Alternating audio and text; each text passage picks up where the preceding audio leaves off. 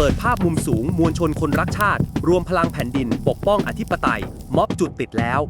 เพจ Facebook คุยทุกเรื่องกับสนธิโพสต์ภาพมุมสูงการชุมนุมของคณะรวมพลังแผ่นดินปกป้องอธิปไตยเรียกร้องให้นางสาวแพทองธารชินวัตรนายกลาออกพร้อมข้อความระบุว่าพลังของมวลชนคนรักชาติณอนุสาวรีย์ชัยสมรภูมิแม้ตะวันจะลาลับฟ้าไปแล้วแต่แสงสีของธงไตรรงค์ก็สาดส่องไปบนอนุสาวรีย์ชัยสมรภูมิอนุสาวรีย์ประวัติศาสตร์ของเหล่าทหารหารตำรวจพลเรือนและชาวไทยผู้เสียสละเพื่อชาติในกรณีพิพาทระหว่างไทยกับฝรั่งเศสเรื่องการปรับปรุงพรมแดนไทยกับอินโดจีนฝรั่งเศสเมื่อ 80 กว่าปีที่แล้ว